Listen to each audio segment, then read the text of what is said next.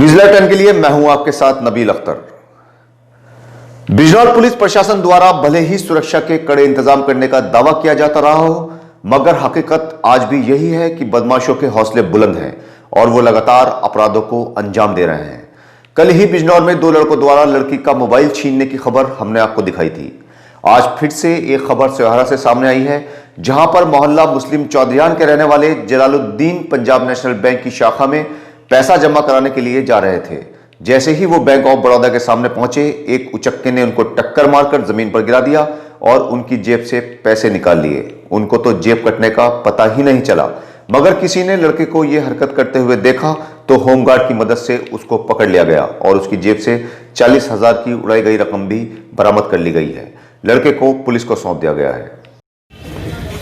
40,000 रुपये निकालने मेरी जेब में से, शोर मचाया मैंने। आदमी इकट्ठे हो गए, वो बोला वो भागा रुपये लेके तुम्हारे रुपये खाई हुई। अच्छा, पकड़ लिया जिसने पैसे निकाले थे? हाँ वही है, यही है। कहाँ पर हुई है वारदात? जो बड़ौदा बैंक के सामने गया, हरियात जाना था मुझे पंजाब बैंक। कितने पैसे थे आपके? 40,000 रुपये। मिल गए अब आपको? हाँ मिल गए। इसका आपके साथ किसने पकड़ा? कहा जाता है कि जिसके पास कोई रोजगार ना हो वो प्रॉपर्टी डीलिंग का काम करना शुरू कर दे तो कम वक्त में ही उसकी गिनती अमीर लोगों में होने लग जाती है। उसके पीछे एक बड़ी वजह जमीनों के काम में अवैध जमीनों पर कब्जा और किसी की जमीन किसी को बेच देने के चलते इसमें पैसा दिखाई देता है। लेकिन अब बिजनौर में ऐसे लोगों की खैर नहीं है, क्योंकि बिजनौर के डीएम ने ऐसी कॉलोनियों के खिलाफ अभियान छेड़ दिया है जो अवैध रूप से काटकर बेची जा रही हैं। इसी के चलते धामपुर में विनियमित क्षेत्र के अधिकारियों ने अवैध कॉलोनियों में हुए अवैध निर्माण को बुलडोजर चलवाकर गिरवा दिया। सूत्रों से पता चला है कि ऐसी ही तकरीबन 1 दर्जन कॉलोनियों पर बुलडोजर चलवाया जाना है। हम आपको बता दें कि धामपुर तहसील में highway 74, Noorpur road, Moradabad road, Sherkot road और नीदरू में कुछ लोगों ने खेती की विवादित जमीनों पर कॉलोनियां काटकर लोगों को अवैध तौर पर महंगे मुनाफे से बेच दी हैं। पहले भी ऐसे 1 दर्जन से ज्यादा लोगों को प्रशासन ने नोटिस जारी किए थे, मगर उनका कोई जवाब नहीं मिला है, जिसके बाद प्रशासन ने यह कार्रवाई शुरू कर दी है। बिजनौर मुख्यालय पर भी ऐसी ना जाने कितनी अवैध कॉलोनियां काटकर लोगों को बेवकूफ बनाकर प्लॉटों को महंगे दामों पर बेचा जा रहा है। ग्रीन बेल्ट में भी हरे भरे पेड़ों को काटकर प्लॉटिंग की जा रही है। कल देर रात गश्त कर रही पुलिस ने एक महिला को आधी रात को जजी रोड से बस अड्डे की ओर जाते देखा तो गाड़ी को रोककर उससे पूछताछ की। महिला ने बताया कि वो हिमाचल की रहने वाली है और बिजनौर में अपनी बेटी से मिलने उसके गांव तिमरपुर आ रही थी कि रात अधिक हो जाने की वजह से उसे सवारी नहीं मिल पा रही है, जिस वजह से उसे इधर उधर भटकना पड़ रहा है। महिला पीआरवी ने महिला को सुरक्षित रूप से उसके गांव पहुंचवाकर मानवता का परिचय दिया। उत्तर प्रदेश शासन ने छात्रवृत्ति की डेट एक बार फिर से बढ़ा दी है। मुख्य विकास अधिकारी ने बताया है कि अब छात्र छात्राएं 21 जनवरी तक छात्रवृत्ति का फॉर्म ऑनलाइन करवा सकते हैं। पहले यह डेट 10 जनवरी तक बढ़ाई गई थी, जिसको अब फिर से विस्तार देते हुए 21 जनवरी तक कर दिया गया है। फॉर्म को ऑनलाइन करवाने के बाद उसकी हार्ड कॉपी कॉलेज में जमा करने की डेट 27 जनवरी कर दी गई है।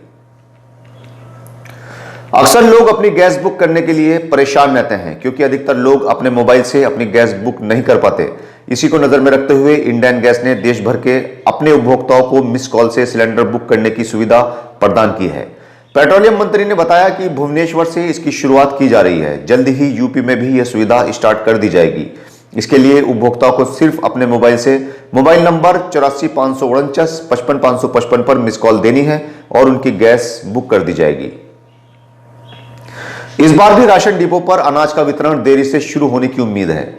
समय से अनाज का उठान न होने की वजह से प्रदेश के लगभग सभी जिलों में तयशुदा अवधि में राशन नहीं बंट पाएगा, जिसके चलते अंत्योदय और पात्र गृहस्थी कार्ड धारकों को परेशानी का सामना करना पड़ सकता है। इसकी वजह भारतीय खाद्य निगम के डिपो से राशन की उठान में देरी होना बताया जा रहा है। दूसरी बड़ी वजह किसान आंदोलन के चलते पंजाब और हरियाणा से भी अनाज नहीं आ पाया है, जिसके चलते दिसंबर के आखिरी दिनों तक भी अनाज नहीं आ पाया था। इसी के चलते इस बार राशन का वितरण देरी से होने की संभावना है। हालात को देखकर यह अंदाजा लगाया जा रहा है कि इस बार का पंचायत चुनाव यूपी बोर्ड की परीक्षाओं से पहले ही करा लिया जाएगा, जिसके लिए जोर शोर से तैयारियां चल रही हैं। उप मुख्यमंत्री डॉक्टर दिनेश शर्मा की अध्यक्षता में 14 जनवरी को होने वाली बैठक में यह निर्णय लिया जा सकता है। उप मुख्यमंत्री का कहना है कि बोर्ड परीक्षा के लिए पंचायत चुनाव के प्रस्तावित कार्यक्रम का इंतजार किया जा रहा है, क्योंकि चुनाव में सभी स्कूलों को मतदान केंद्र बनाया जाता है और टीचरों की ड्यूटी भी चुनाव में लगाई जाती है। इसको देखते हुए संभावना जताई जा रही है कि बोर्ड की परीक्षाओं से पहले ही चुनाव संपन्न करवा लिए जाएंगे। पहले तो लोग नौकरियों को पाने के लिए ही फर्जी मार्कशीटें बनवाते फिरते थे, मगर आज के इस युग का इंसान इतना चालाक हो गया है कि वो अब शादी करने के लिए भी फर्जी दस्तावेजों का इस्तेमाल कर रहा है।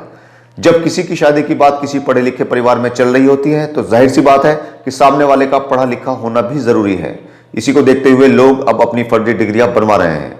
इसकी पोल तब खुली जब एक डॉक्टर लड़की का रिश्ता इंटरनेट के माध्यम से एक MBBS डॉक्टर से तय हुआ। लड़के वालों ने अपने लड़के को डॉक्टर बताकर लड़की के यहां रिश्ता जोड़ा, जिसके बाद दोनों की शादी हो गई। कुछ वक्त के बाद पता चला कि लड़के की डिग्री फर्जी थी।